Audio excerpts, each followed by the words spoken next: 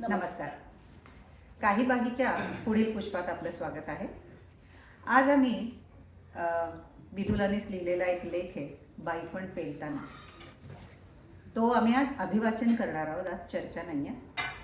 तर मी मीनल टोणगावकर, मी विदुला जोगळेकर.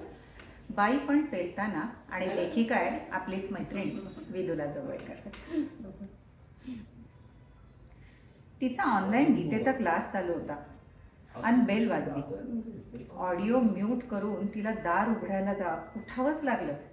तर दारात सुनबाई. आज ऑफिसला दांडी की काय ग? बरं वाटतंय ना? तिचा चेहरा उतरलेला आहे हे दार उघडताच तिच्या लक्षात आलं होतं. पण क्षणभर वाटलं तिचे आई बाबा दुसऱ्या लेकीकडे परदेशी 6 महिन्यांसाठी गेलेले आहेत.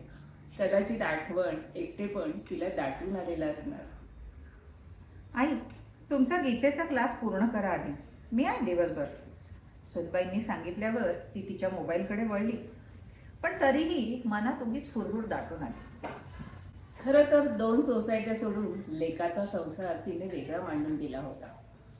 शक्य तितका हस्तक्षेप कमी असेल की नात्यात गोडी राहते.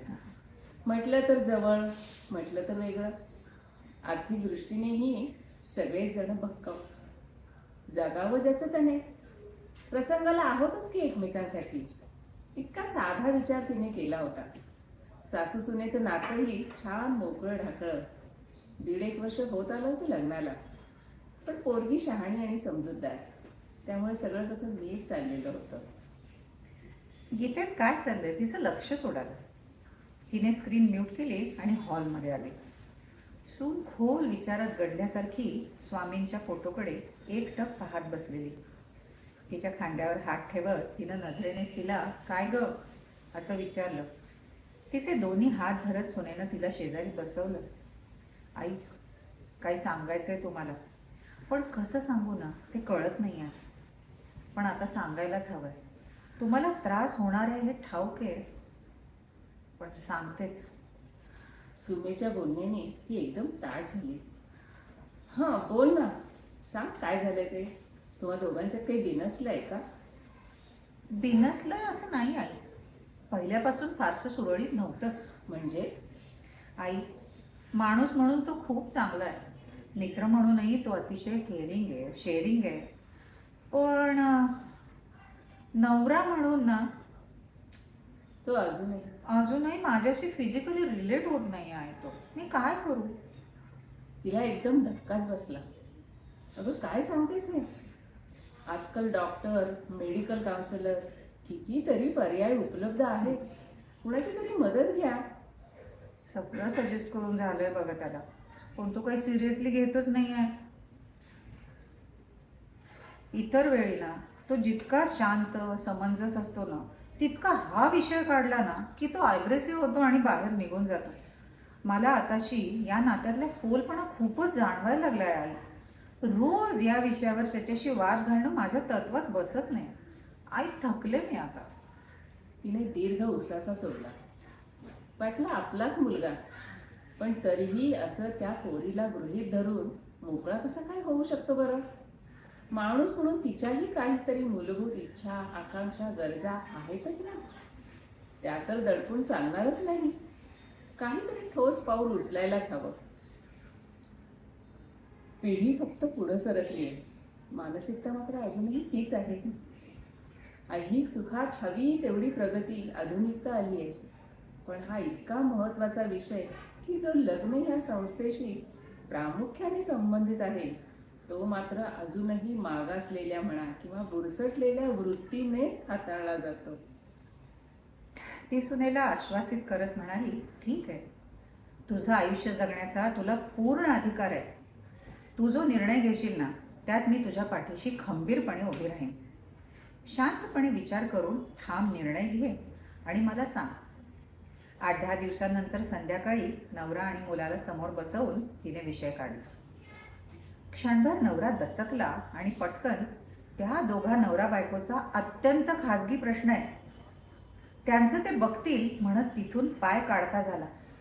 लेकानेही आमचं आम्ही दोघं बघून घेऊ, तू नको आमच्यात लक्ष घालूस. असं म्हणत तिला झटकून टाकायचा प्रयत्न केला. आता मात्र तिच्यातल्या आईमधील बाई जागी झाली. ती ताडकन उठून त्याच्यासमोर उभी राहिली. दुसऱ्याची पोर मोठ्या हौसेनं करून आणली आपण, या घरची सून म्हणून, गृहलक्ष्मी म्हणून. तिला असं तिच्या हक्काच्या सुखापासून वंचित ठेवायचा अधिकार तुला दिला कोणी? पत्नी म्हणून, स्त्री म्हणून तिला सर्वार्थानं सन्मानित करता येत नसेल तर असा तिला अपमानित तरी करू नकोस. खरं तर हा विषय इतका नाजूक आणि वैयक्तिक आहे की तिला सांगायला इतका वेळ द्यावा लागला. गोष्टीचं गांभीर्य लक्षात घे. नको त्या गोष्टी तिला गृहीत धरू नकोस. आणि ही चूक तू करावीस असं मला वाटत नाही. एक आई म्हणून आणि एक बाई म्हणून हे मला फार प्रकर्षाने वाटतं. ती सक्षम आहे तर तिला सर्व सुखासहित जगण्याचा पूर्ण अधिकार आहे. विषय टाळून अथवा नाकारून तू तिला इच्छेविरुद्ध बांधून ठेवू शकत नाहीस. तुझी क्षमता नसेल तर तिला तू मोकळं करायचंस. मी तिच्या पाठीशी ठामपणे उभी राहणार आहे. आईचं दुर्गेचं रूप बघून लेक एकदम दचकलाच. गेल्या काही दिवसांपासून गोंधळून गेलेल्या सुनेकडे बघून ती म्हणाली, तू निर्णय घे, मी आहे तुझ्यासोबत. कालपर्यंत या घराची झालेली ती पोर एकदम परकी तिराईत झाल्यासारखी दोघा बापलेकांनी बाजूस केली आणि चालते झाले. तू आता इथंच माझ्याजवळ राहा. विभक्त होणं हा एकच पर्याय आहे बाळा तुला. लग्न संस्था ज्या गोष्टीवर अवलंबून आहे तीच तुझी गरज जर पूर्ण होत नसेल तर त्या नात्याला काही अर्थच नाही आहे.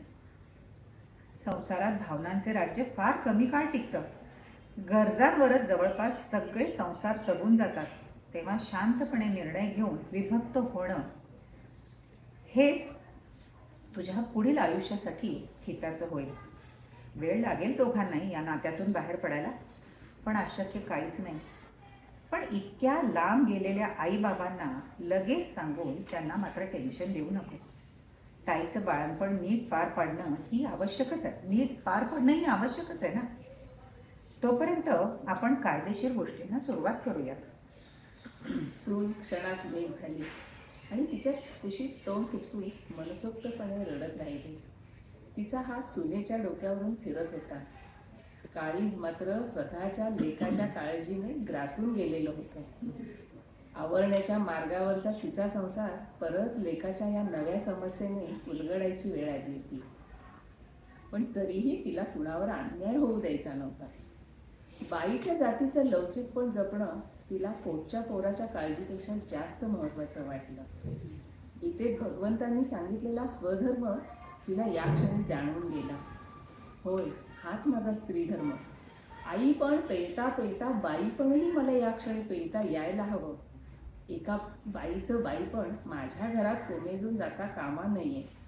माझ्या इतकं हे दुसरं कोणीच जाणू शकणार नाही, तिच्यातली बाई तिला म्हणाली. तिच्यावर प्रचंड चिडलेल्या लेकाला तिनं हळूहळू गोष्टीतलं गांभीर्य लक्षात आणून द्यायला सुरुवात केली, जेणेकरून त्याने सामोपचाराने विभक्ती स्वीकारावी. अशा परिस्थितीत अनेक चांगले पर्याय आहेतच की जगात, याची लेकाला खात्री पटवून देण्यास तिने सुरुवात केली.